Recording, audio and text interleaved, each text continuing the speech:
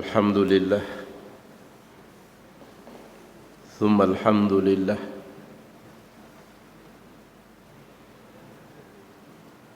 nahmaduhu wa nasta'inuhu wa nastahdihi wa nastaghfiruh wa na'udzu billahi min syururi anfusina wa min sayyiati a'malina. May yahdihillahu fahuwal muhtadi wa may yudlil falan tajida lahu waliyyan mursyida.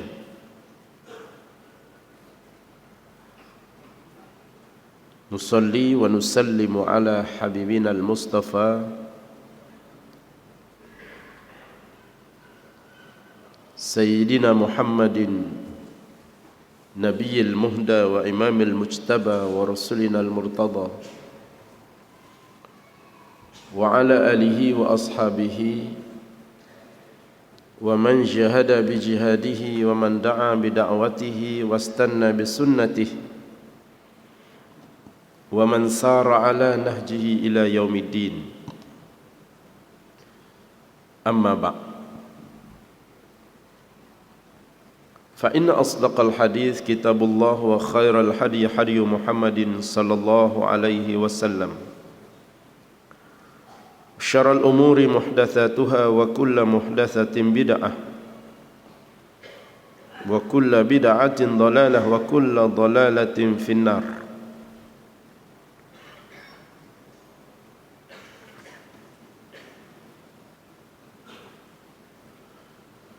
Wa bisanadil muttasil minal imamil hafiz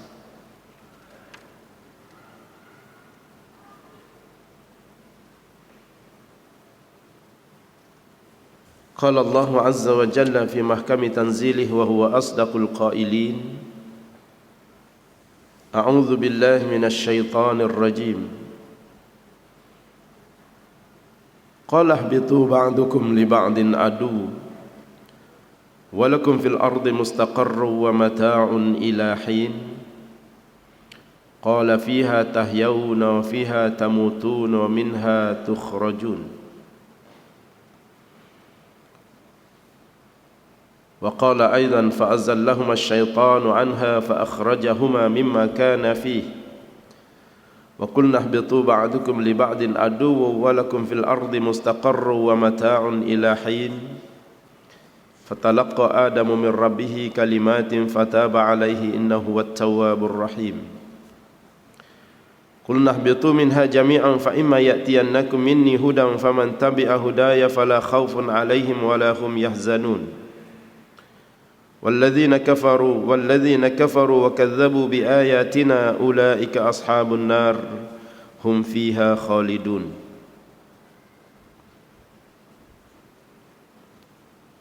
Surah Al-A'raf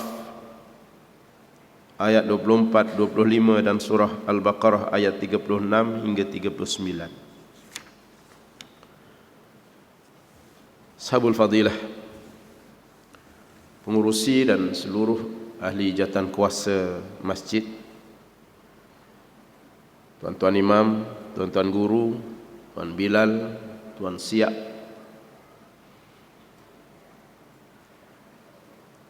seluruh pimpinan-pimpinan masjid, pimpinan masyarakat, ibu-ibu, ayah-ayah, bang-bang, adik-adik, para tetamu Allah yang dikasihi sekalian, alhamdulillah, sekali lagi kita merafak syukur kita kepada Allah Subhanahu wa taala atas banyak nikmat yang telah dikurniakan kepada kita, dan di antaranya ialah nikmat kehidupan yang masih lagi mengizinkan untuk kita serta taufik Allah menggerakkan kita untuk hadir ke rumah Allah. Dan pada malam ini kita sambung perbincangan kita pada tajuk maksiat Adamu ihtijajahu ala Musa,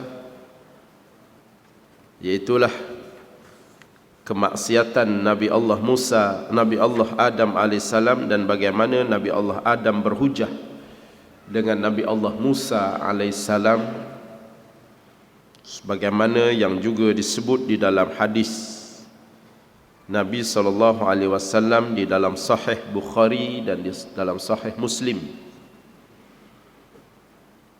iaitulah perdebatan di antara Nabi Allah Adam dan Nabi Allah Musa alaihi salam. Namun sebelum daripada itu, para hadirin yang dikasihi sekalian, kita menyingkap sedikit ke belakang. Itulah pada tajuk hubutu alal ardi, bagaimana Nabi Adam alaihi salam diturunkan oleh Allah ke dunia. Allah menggunakan kalimah qalah bitu, maka mereka semua diturunkan oleh Allah. Itu kalimah yang Allah gunakan bagi menyebut bagaimana Nabi Adam, Hawa dan juga syaitan, iblis, semuanya dikeluarkan daripada syurga. Untuk Nabi Adam, ada setengah ayat menyebut fa'azallahuma syaitanu anha fa'akhrajahuma mimma kana fihi wa qulna ihbitu ba'dukum li ba'din adu walakum fil ardi mustaqarru wa mata'un ila hin. Hingga di riwayat menyebut syaitan dan iblis itu dikeluarkan terlebih dahulu, kemudian barulah Nabi Adam dan Hawa dikeluarkan daripada syurga. Jadi Allah tidak menggunakan kalimah mengusir. Ada setengah-setengah tulisan boleh jadi dengan sangkaan buruknya kepada Allah terhadap layanannya kepada Nabi Adam AS, maka dia guna kalimah Allah mengusir Nabi Adam. Allah tidak menggunakan kalimah mengusir, kerana ketika Allah menurunkan Nabi Adam dan Hawa daripada syurga, ketika itu sebenarnya Allah telah mengampunkan dosa Nabi Adam alaihissalam. Jadi Allah telah meletakkan kasih sayangnya kepada Adam alaihissalam, maka tak mungkin seorang hamba Allah ketika itu yang Allah sayang, tiba-tiba Allah menggunakan mengusir daripada syurga. Cuma Allah mengeluarkan, Allah menggunakan kalimah ihbitu, mengeluarkan Adam dan Hawa daripada syurga. Kemudian Allah menyatakan bahawa dalam dunia nanti kamu sebahagian yang lain akan bermusuhan. Jadi Allah menyatakan sejak awal lagi bahawa syaitan itu memang musuh yang nyata kepada manusia. Maka sebab itu ambillah syaitan itu atas sifatnya sebagai musuh. Fattakhidhuhu aduwa. Maka ambillah syaitan itu benar-benar sebagai musuh kamu. Maknanya kita kena bersedia bahawa hidup dunia ini adalah medan permusuhan, pertembungan antara kita dengan musuh-musuh Allah, iaitu syaitan. Syaitan sama ada dia berupa makhluk jin, ataupun Allah kata syaitan yang berupa makhluk manusia. Minal jinnati wan nas. Sama ada syaitan itu berupa makhluk jin ataupun syaitan itu berupa makhluk manusia. Jadi manusia yang beriman akan sentiasa bertembung manusia-manusia yang mempunyai sifat kesyaitanan ataupun disebut golongan-golongan yang kafir. Itu pertembungan. Sehingga Allah kata ba'dukum li ba'din adu, sebahagian kamu dengan sebahagian yang lain akan bermusuh-musuhan. Sebab itu kita kena sedia untuk bergaduh dalam dunia. Bergaduh maknanya kita kena bersedia untuk sentiasa berlawan dengan syaitan. Takkan ada jalan titik temu perdamaian antara orang baik, antara orang beriman dengan syaitan. Takkan ada titik temu. Sebagaimana tidak akan ada titik temu antara orang-orang beriman dengan orang-orang yang kafir yang sentiasa memusuhi Islam. Tak akan ada titik temunya. Lantaran itu Allah mengatakan bersedia untuk menghadapi sifat-sifat kesyaitanan yang ada dalam muka dunia ini. Dan Allah SWT menyatakan kita sendiri takkan ada kekuatan untuk melawan syaitan, melainkan faman tabi'a hudaya fala khaufun alaihim.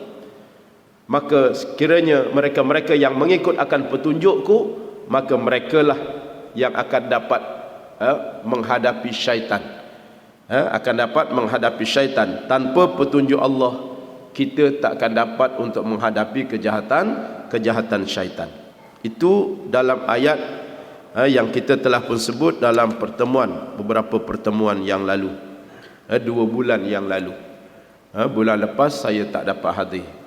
Saya dah sampai di Sungkai dah sebenarnya, tapi oleh kerana hari itu kakak saya nazak sebenarnya, jadi saya pun beritahu doktor minta cabut ya. Sebab sebenarnya jantung dia dah berhenti dah pada petang Jumaat.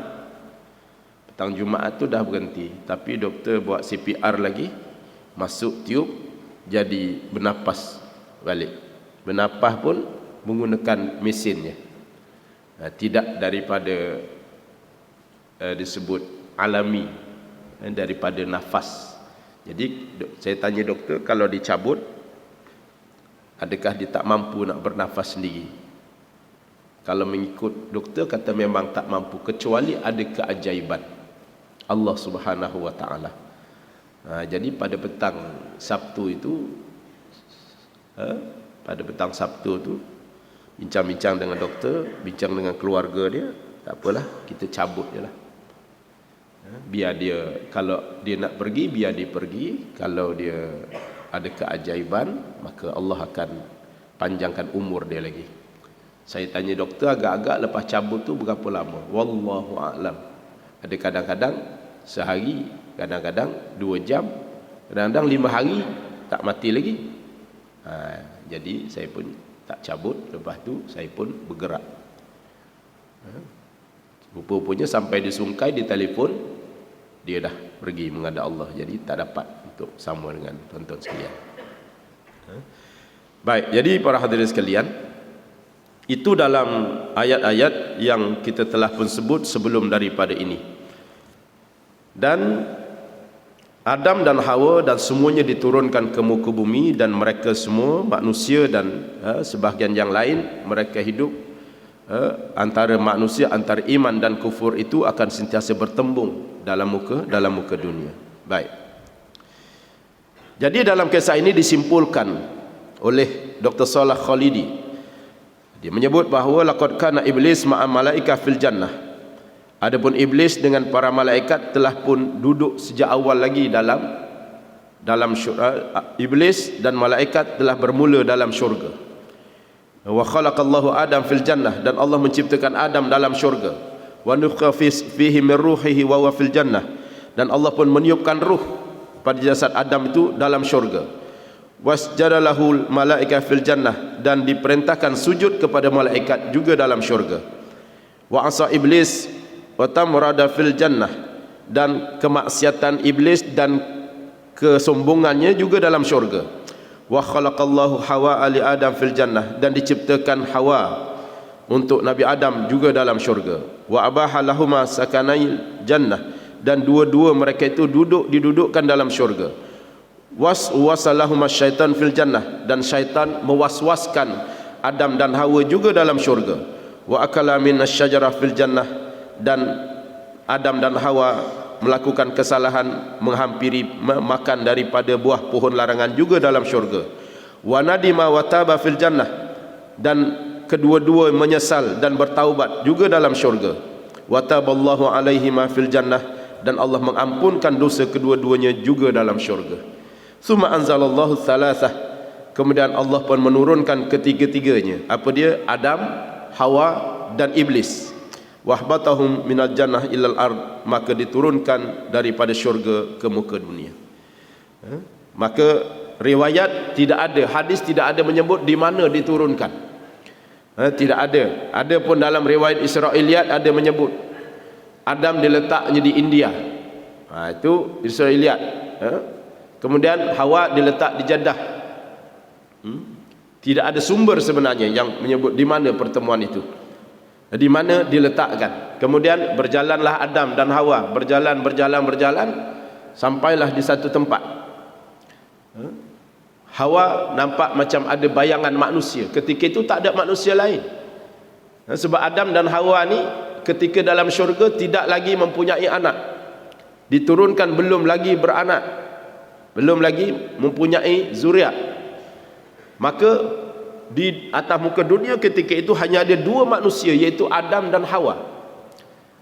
Maka apabila mereka berjalan, tiba-tiba Hawa nampak macam ada bayangan manusia, dan Adam pun macam nampak bayangan manusia. Makin lama bayangan tu makin dekat, makin dia kenal. Kenal ni dalam bahasa Arab kata Arafah. Bila makin kenal, makin banyak kenal, Arafat dipanggil. Itu pasal diriwayatkan bahawa pertemuan tu ialah di padang Arafah. Asal maknanya ialah antara mereka berdua saling kenal mengenali. Tak kenal macam mana, memang mereka suami isteri.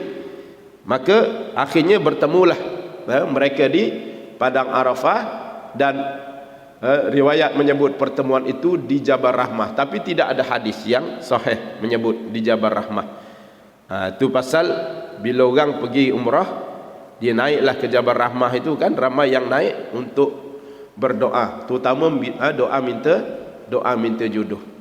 Kan, naik atas dia berdoa, terutama budak yang muda-muda yang belum ada jodoh, yang belum berkahwin, lama tak dapat pinangan. Tapi dalam ramai-ramai budak-budak yang 20 tahun, ada juga yang 60 tahun tersalah naik, boleh jadi wallahu alam. Kan, jadi wallahu alam, doa apa pun wallahu alam. Lain kali kalau nak tengok yang 60 tahun tu, isteri tolong ikut naik sama, biar doa tu sama-sama doa. Jadi para hadirin sekalian, itu menyebut tentang pertemuan. Baik. Kemudian kemaksiatan Nabi Adam alaihissalam ataupun kesalahan Nabi Adam alaihissalam disebut dalam Al-Quranul Karim.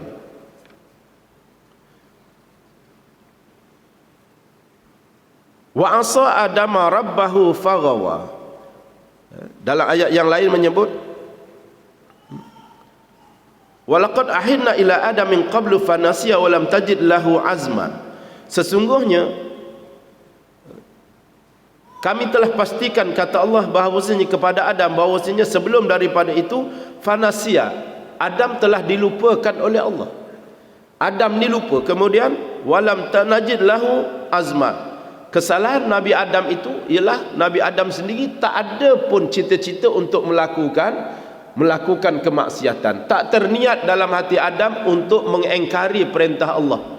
Allah dah beritahu dah, jangan hampir pohon ini, jangan hampir pohon ini, dan Adam pun dia beritahu dengan jelas tentang pohon itu daripada Allah. Adam tahu tentang pohon larangan, tetapi Adam lupa, dan waktu yang sama Adam sendiri tak ada cita-cita untuk melakukan kemaksiatan.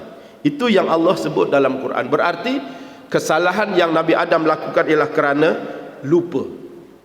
Kerana dia lupa dan dia tidak ada niat untuk melakukan kemaksiatan. Itu. Jadi oleh sebab itu Allah SWT segera ampunkan dosa Nabi Adam alaihissalam.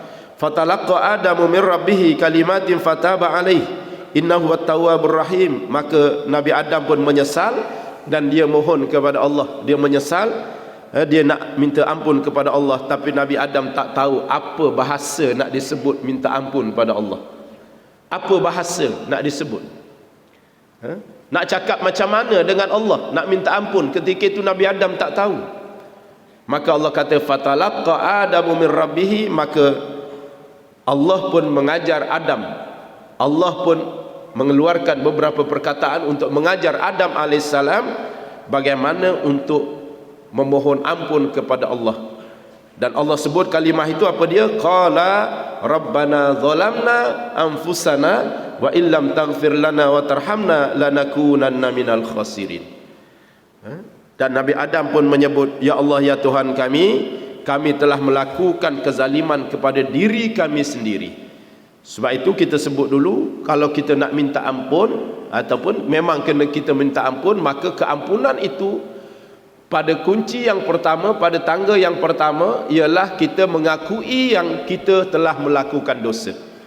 Jangan salahkan orang lain, jangan meraban salahkan orang lain, jangan meroyan salahkan orang lain, salahkan diri sendiri dulu, barulah Allah akan ampunkan dosa. Jangan, Nabi Adam tak pernah salahkan syaitan, ini setan punya pasal lah ni, tak pernah. Sebab memang Allah beritahu setan itu adalah jahat. Maka Nabi Adam tidak menyalahkan syaitan, melainkan menyalahkan diri sendiri terlebih dahulu. Maka menyesal atas kesalahan diri itulah menjadi pintu kepada diterimanya taubat hamba oleh Allah Subhanahu wa taala. Baik. Kemudian Adam merasa takut sepanjang hayat dengan dosa yang dia lakukan. Adam ni walaupun Allah telah ampunkan, tapi dia tetap merasa takut. Dan begitulah hakikat dosa yang berlaku dalam hidup kita. Kita boleh jadi pernah melakukan dosa, sama ada kecil ataupun besar. Nanti ketika mana kita sudah terbaring, ada ketikanya jasad sudah tidak ada upaya, pada ketika itu barulah kita mengalir air mata apabila kita mengenang dosa-dosa yang lalu pada ketika itu, kerana takutnya terhadap dosa yang dilakukan. Mengalir air mata itu ada tanda-tanda rahmat Allah Subhanahu wa taala. Penyesalan dengan melihat dosa-dosa yang lalu itu ada rahmat Allah pada kita. Yang bimbangnya langsung tidak ada penyesalan, buat sadin je dengan dosa-dosa yang lalu. Itu yang dibimbangi. Kalau kita rasa sedih, kita menangis, mengalir air mata, itu tanda-tanda ada rahmat Allah pada kita. Maka oleh sebab itu, dengan dosa yang dilakukan, Nabi Adam merasa takut, khaifan, merasa takut, sehinggalah lepas daripada kematian Nabi Adam AS, maka Nabi Adam pun sebelumnya telah menceritakan bagaimana nanti di hari akhirat apabila manusia telah dihimpunkan. Ini sabda Nabi SAW, riwayat Malik wa Abu Daud, Umar bin Al-Khattab, qala Musa ya Rab abuna Adam akhrajana min wa nafsihi minal jannah. Di hari akhirat nanti semua manusia ini akan dihimpunkan oleh Allah Subhanahu wa taala. Maka dalam dihimpunkan manusia itu, tuan-tuan sekalian, riwayat Bukhari Muslim, Abu Hurairah menyebut bahawa yajma'ullahu yaumal qiyamah al-awwalina wal akhirin. Semua manusia sejak daripada Nabi Adam sampailah Nabi Muhammad, semua dihimpunkan dalam satu tempat yang sama, dihimpunkan di padang yang sama. Jadi berapa ramai manusia ketika itu. Jadi dalam mereka berhimpun itulah masing-masing nak minta pertolongan, syafaat daripada nabi-nabi. Minta syafaat daripada Nabi. Maka yang pertama sudah tentu yang mereka cari ialah Nabi yang pertama, iaitulah Nabi Adam AS. Fayaqulu ba'dun nas li ba'din. Nabi mengatakan pada ketika itu sebahagian manusia akan bertanya sebahagian yang lain, ala tarawna ma antum fih, kamu tak tengok ke bagaimana keadaan kita sekarang ni? Ala tarawna ma qad balaghakum, ala tarawna man yashfa'u lakum ila rabbikum. Kamu tak pernah perhati ke yang Nabi akan beri syafaat kepada kita? Maka antara mereka pun nak minta syafaat. Fayaqulu ba'dun nas li ba'din utu Adam. Maka sebahagian berkata kepada sebahagian yang lain, marilah kita jumpa Nabi Adam. Maka di hari akhirat nanti dalam himpun-himpun manusia itu, sebahagian manusia pergi berbondong-bondong jumpa Nabi Adam alaihissalam. Fayatuna Adam fayaqulun ya Adam anta abul bashar, wahai Adam kamulah bapa kepada segala manusia. Khalaqakallahu biyadih, Allah menciptakan kamu dengan tangannya sendiri, maknanya dengan kekuasaan Allah sendiri melalui tanah. Wa nafakha fika min ruhih, Allah telah tiupkan ruh pada kamu. Wa amaral malaikat fasajadu lak, Allah telah perintahkan malaikat sujud kepada kamu. Isfa' lana ila rabbik, maka tolonglah syafaatkan kami wahai Adam alaihissalam, minta syafaat daripada Tuhanmu. Itu perkataan manusia di hari akhirat. Apa jawab Adam? Fayaqulu Adam, inna rabbi ghadabal yawma ghadaban lam yaghdab qablahu mithlahu. Kata Nabi Adam, sesungguhnya Tuhanku telah marah kepada aku pada satu hari ketika aku dalam syurga yang aku tak pernah melihat sebelum dan selepasnya kemarahan Allah. Itulah hari yang Allah paling marah kepadaku, kata Adam alaihissalam. Wala yaghdab ba'dahu mithlahu, dan Allah tak pernah marah kepadaku seteruk marahnya Allah ketika aku melakukan kesalahan dalam syurga dulu. Wa innahu nahani 'anis syajarah, kerana Allah menghalang aku daripada hampir pohon larangan, tapi aku melakukan keengkaran. Maka izhabu ila ghairi, maka kamu pergilah kepada nabi yang lain. Izhabu ila Nuh, kamu carilah Nabi Nuh. Mungkin Nabi Nuh boleh minta syafaat daripada Tuhan. Maknanya Nabi Adam kata apa? Aku dah tak mampu dah nak jumpa Allah dah. Aku takut sangat sebab dulu Allah pernah marah aku, kemarahan yang terlalu sangat. Sebelumnya tak pernah, selepasnya tak pernah aku tengok Allah marah aku dah tak mampu dah nak jumpa Allah. Kamu jumpalah Nabi yang lain, kamu jumpalah Nuh. Mungkin Nuh boleh mohonkan syafaat daripada Allah kepada kamu. Itu jawapan Nabi Adam alaihissalam. Maknanya bukan sekadar waktu hidup telah mati, dan bila dibangkitkan nanti Nabi Adam masih lagi merasa takut dengan dosa yang dia pernah lakukan, padahal dosa itu telah diampunkan oleh Allah. Itu kemudian tentang bagaimana Nabi Adam berhujah dengan Nabi Musa alaihissalam. Tuan-tuan sekalian, kisah ini berlaku menurut setengah riwayat ialah ketika Nabi Muhammad sallallahu alaihi wasallam Isra dan Mi'raj. Ketika Nabi sampai di Masjidil Aqsa, Nabi pun Jibril pun tambat burak di satu tempat tambat kalau tuan-tuan pergi ke Masjidil Aqsa di Palestin, ada pintu yang namanya Babul Maghribi ataupun Babul Morocco dipanggil, pintu yang menghadap ke Maghribi, pintu yang menghadap ke Morocco. Disitulah menurut riwayat ditambatnya burak, dan nabi-nabi yang lain sebelum daripada itu pun bila datang ke Masjid Aqsa bawa kenderaan, bawa binatang, di situ juga ditambatnya binatang-binatang. Nabi-nabi yang datang sebelum daripada itu. Maka kemudian Nabi masuk dalam masjid, Nabi sembahyang, menjadi imam kepada roh nabi-nabi yang lain. Sebab perjalanan Isra Mi'raj ini ialah perjalanan merentas alam dunia sampai ke hari akhirat, sampai bertemu dengan Allah SWT. Itu hakikat Isra Mi'raj yang kita sambut sekarang ni kan. Isra Mi'raj ni kita pun nanti akan melalui juga. Jangan bimbang. Kerana Nabi kita pernah Isra Mi'raj, kita pun nanti akan di Isra dan di Mi'rajkan. Tapi perjalanan kita lambat. Sebagaimana Nabi boleh bertemu dengan alam arwah, kita sekarang tak boleh jumpa alam arwah melainkan dalam mimpi je kan. Tapi nanti kita akan jumpa ketika mana kita masuk pada fasa yang kedua, perjalanan yang kedua di alam barzah.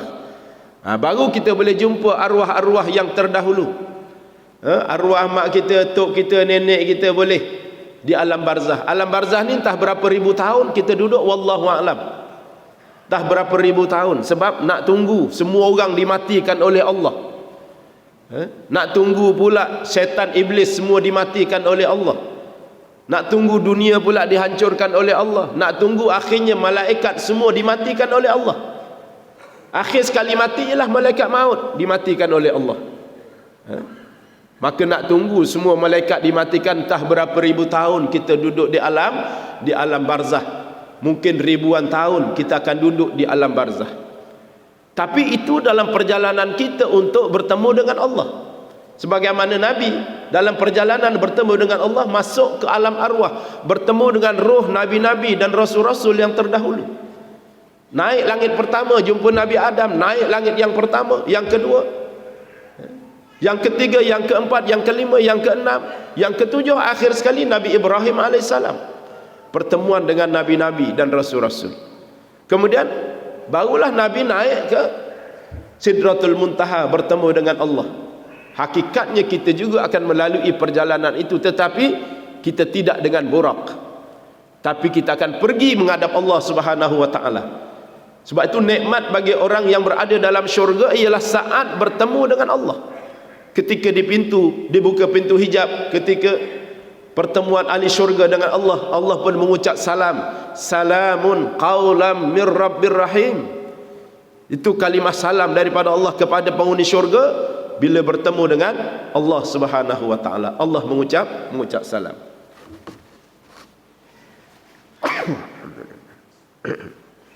Baik.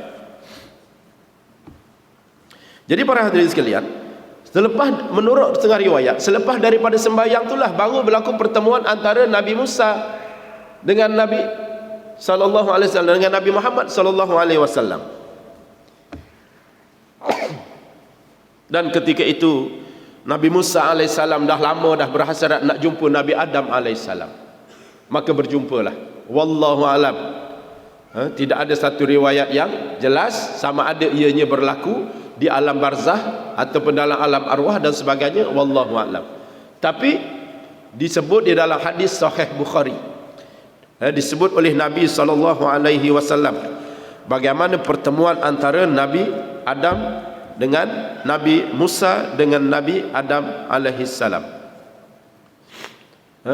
Wa ruwiya al-Bukhari wa Muslim an Abi Hurairah radhiyallahu an Rasulillah sallallahu alaihi wasallam qala hajja Musa Adam alaihi wassalam. Hadis riwayat Bukhari daripada Abu Hurairah radhiyallahu an, daripada Nabi sallallahu alaihi wasallam, Nabi menyebut telah berhujahlah, berdebatlah antara Musa dengan Adam alaihi wassalam.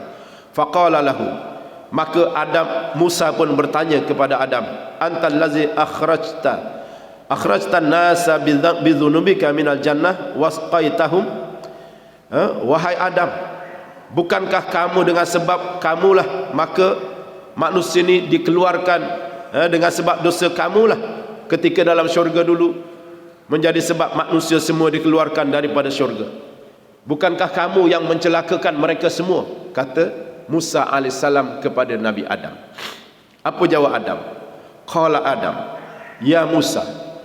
Kata Adam, wahai Musa, antal ladzi istafaka Allah bi risalatihi wa bi kalamihi. Wahai Adam, kata Adam, wahai Musa, bukankah kamu telah dipilih oleh Allah sebagai rasulnya? Wa bi kalamihi, dan kamu yang dipilih oleh Allah untuk bercakap direct dengan Allah Subhanahu wa taala. Atalumuni ala amrin qad katabahu Allahu alayya. Kenapa kamu menuduh aku dalam perkara-perkara yang telah ditulis oleh Allah di dalam kitab yang diturunkan kepada kamu? Au qaddarahu alayya, kenapa kamu tidak menerima takdir Allah yang telah Allah tulis di dalam kitab yang telah diturunkan kepada kamu qabla ay yakhluqani, sebelum daripada aku dicipta lagi? Sehingga riwayat yang lain menyebut arba'ina sanawat qabla ay yakhluqani, sedangkan kamu tahu bahawa Taurat itu telah pun ditulis oleh Allah. Taurat itu telah pun diturunkan oleh Allah, ditulis oleh Allah kepada kamu 40 tahun sebelum aku diciptakan. Lantas Nabi Adam bertanya, ada ataupun tidak kamu membaca dalam kitab Taurat yang telah diturunkan sebelum aku dicipta bahwasanya Adam akan makan daripada pohon larangan dalam syurga? Nabi Adam mengatakan, ya, aku baca. Kata Adam, aku telah baca bahawa dalam Taurat telah pun ditulis bahawa Nabi Adam akan melakukan kesalahan dalam syurga. Sedangkan pada ketika itu belum lagi dicipta Nabi Adam alaihi salam. Ketika mana Allah menurunkan ataupun Allah menulis kitab Taurat pada ketika itu. Maknanya Nabi Adam kata, adakah kamu tidak terima takdir Allah kepada aku? Jadi menyebabkan Nabi Musa alaihissalam terdiam dan tidak berhujah. Nabi mengatakan fahajja Adamu Musa, maka Nabi Adam telah berjaya mengemukakan hujah kepada Nabi Musa alaihissalam sehingga Nabi Musa terdiam. Apa maknanya? Maknanya ialah takdir yang menentukan bahawa Nabi Adam akan ditimpa musibah. Bukan takdir yang mengizinkan berlakunya kemaksiatan. Itu yang perlu kita faham. takdir Allah yang telah menyebut bahawa nanti Nabi Adam akan melakukan kesalahan dalam syurga, dan Allah telah tulis takdir itu dalam kitab Taurat yang diturunkan kepada Nabi Musa. Sedang Taurat itu telah pun ditulis oleh Allah 40 tahun sebelum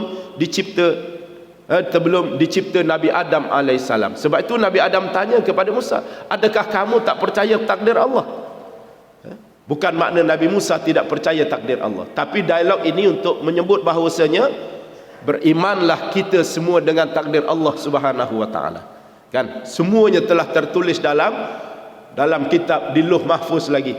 Seluruh takdir Allah. Sebab itu tuan-tuan sekalian, umpamanya pilihan raya yang ke-15 nanti, agak-agak keputusan pilihan raya 15 nanti dah ada ataupun belum dalam pengetahuan Allah? Dah ditulis ataupun belum oleh Allah? Jawabnya sudah. Cuma kita je tak tahu. Cuma kita je tak tahu. Sebab itu semuanya takdir dalam takdir Allah Subhanahu Wa Taala. Allah telah tulis semua sekali.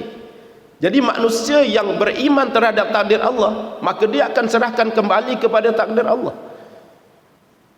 Dialog ini nak menceritakan bahawa akan ada manusia yang tidak beriman dengan takdir Allah Subhanahu Wa Taala. Kan? Umpamanya kalau berlaku pertukaran kerajaan tanpa pilihan raya umpamanya, ada ke tidak dalam tulisan Allah sebelum daripada ni? Jawabnya telah ada. Jadi bila telah ada, beriman sahaja kita dengan takdir Allah, tak payah nak meroyan-royan, tak payah. Tak payah nak meraban-raban, tak payah.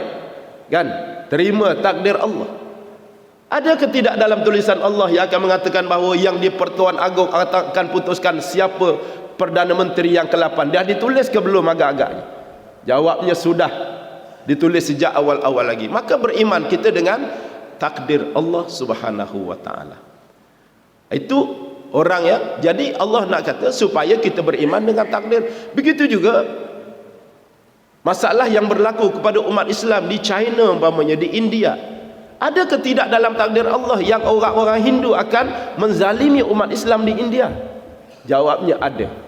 Telah ditulis dalam takdir Allah. Sebab itulah hadis Nabi juga menyebut, di antara tanda-tanda yang akan hampirnya kedatangan Imam Mahdi ialah berlakunya peperangan antara Islam, antara Hindu dengan Islam. Satu peperangan yang sangat dahsyat berlaku.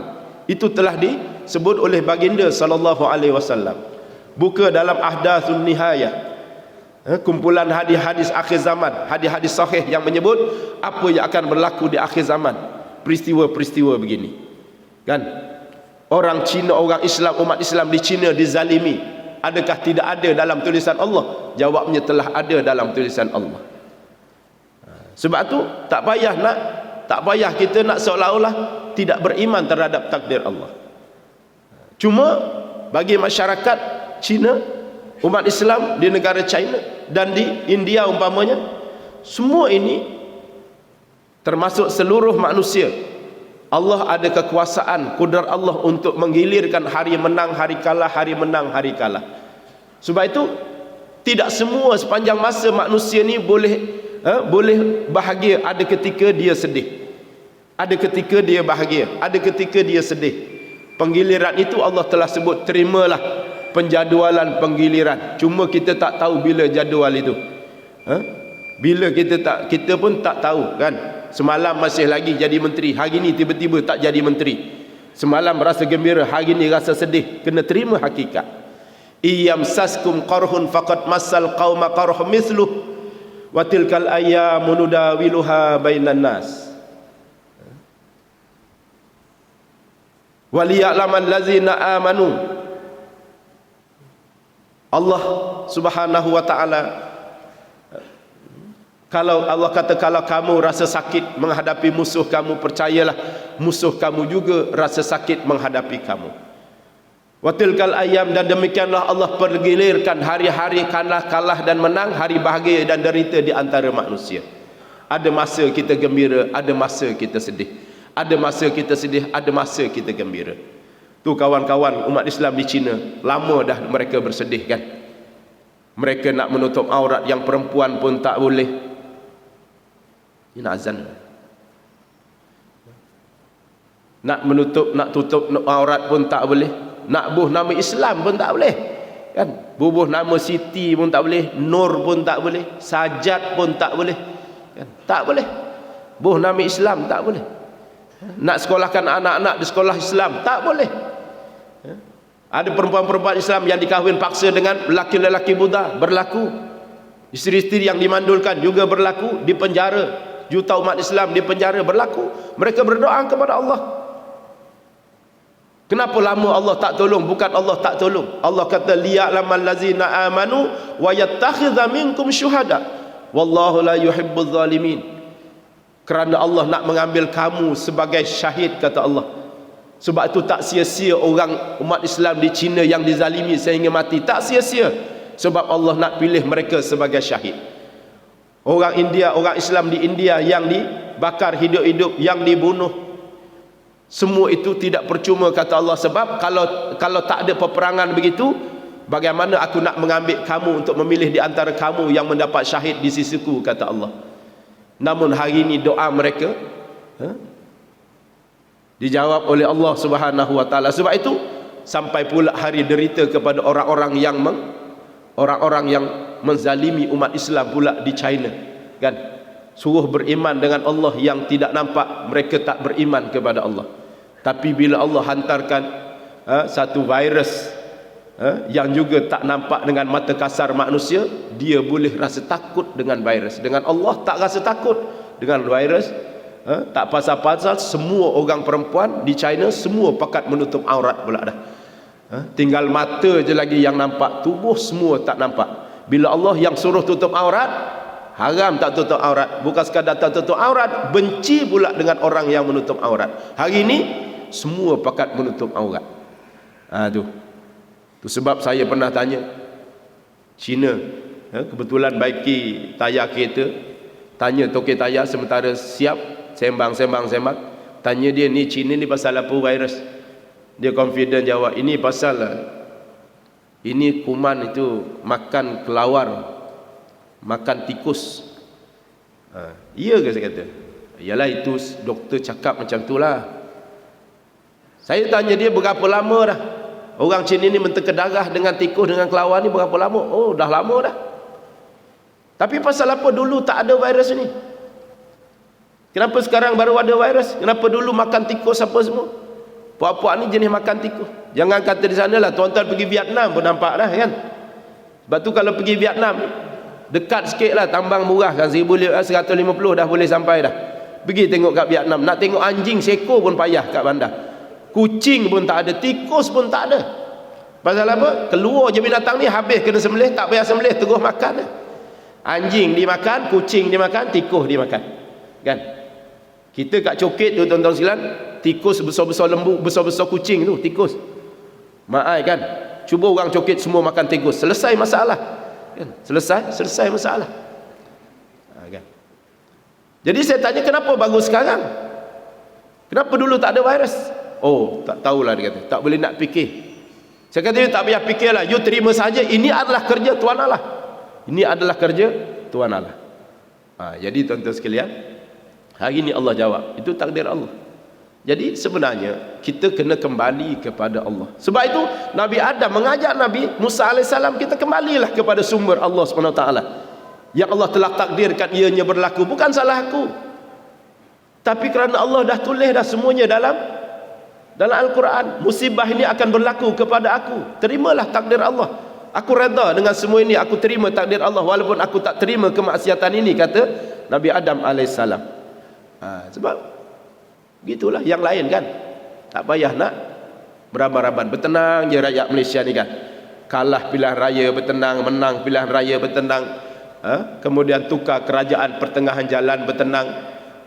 Pilihan raya ke tak pilihan raya? Sebab pilihan raya bukan satu-satunya sumber kerajaan. Sumber kerajaan ini daripada Allah. Kulillahumma malikal mulki tu'til mulka man tasha' wa tanzi'ul mulka mimman tasha'. Lama dah kita berzikir, kan? Katakanlah, wahai Muhammad, kerajaan itu milik Allah. Allah Maha berkuasa mengurniakan kerajaan pada siapa sahaja yang dikehendaki. Allah Maha berkuasa mencabut kerajaan daripada siapa sahaja yang Allah kehendaki. Lama dah, kan? Adakah kita nak beriman bahawa kerajaan itu mesti melalui pilihan raya? Tak. Tak betul iman kita. Berimanlah kepada Allah yang boleh beri kerajaan, boleh tarik kerajaan walau dengan apa sebab sekalipun. Cuma kalau kita kembali kepada Al-Quran, Allah pernah beri kerajaan kepada Nabi Muhammad SAW, kerajaan Mekah, tanpa pilihan raya, tanpa pertumpahan darah. 2 tahun lepas berlaku perjanjian Hudaibiyah yang menyebut perjanjian damai.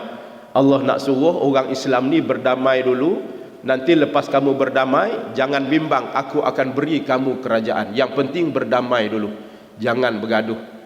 Kadang setengah orang ni dia tak boleh nak berdamai, saya nak gaduh aja. Kan? Dia tak boleh terima, sejarah dulu tak boleh terima, dia kata. Sakit hati, nak bergaduh. Bak kata pantun Banjar kan, kun payakun hattab diulah kipas, hakun kada hakun tatap batimpas. Tu pantun Banjar, saya Jawa, boleh lah. Jadi sebab itu para hadirin sekalian, kita kena terima bahawa sumber itu adalah daripada Allah. Sebab tu 2 tahun lepas tu Allah kurniakan Mekah dalam peristiwa Fathul Makkah kepada Nabi. Itu setelah daripada Nabi menerima perdamaian. Jadi para hadirin sekalian, itu sebahagian yang saya dapat sampaikan pada malam ini. InsyaAllah kita akan sambung lagi pada tajuk wafat Adam alaihi salam, kewafatan Nabi Adam alaihi salam. Bila wafatnya Nabi Adam alaihi salam, nanti akan kita sebut insyaAllah dalam pertemuan yang akan datang. Wallahu a'lam. Ada nak tanya apa-apa tu?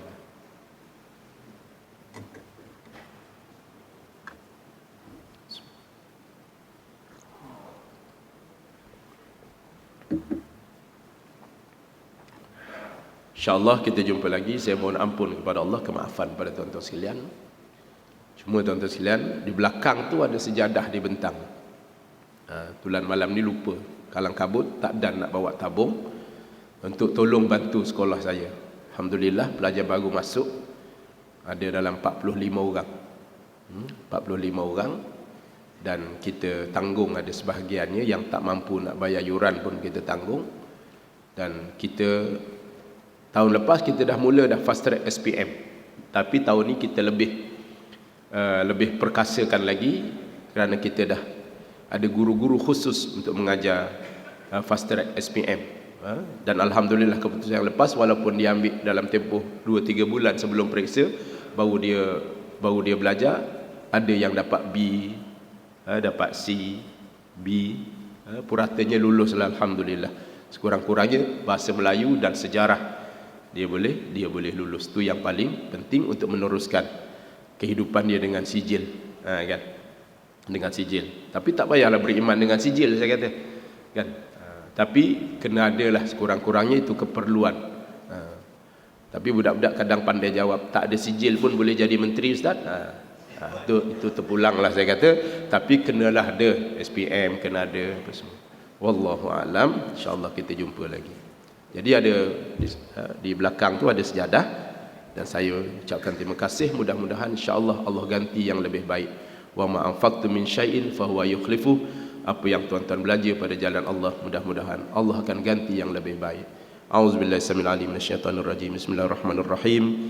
Allahumma salli ala Muhammad wa ala ali Muhammad. Allahumma anta alim, Allahumma anta arif, Allahumma anta fatif tanan futal arifin. Rabbana aftah bainana wa baina qaumina bil haqq wa anta khairul fatihin. Rabbana atina fid dunya hasanah wa fil akhirati hasanah wa qina adzabannar. Ya Allah, ya Tuhan kami, seramai mana kami yang hadir pada malam ni, kurniakanlah kebaikan pada kami di dunia, dan kurniakanlah kebaikan kami di akhirat nanti. Wa qina adzabannar, dan tolonglah ya Allah selamatkan kami daripada api neraka-Mu. Wa sallallahu ala sayidina Muhammadin nabil ummi wa ala alihi washabihi ajma'in. Walhamdulillahirabbil alamin. Assalamualaikum warahmatullahi wabarakatuh.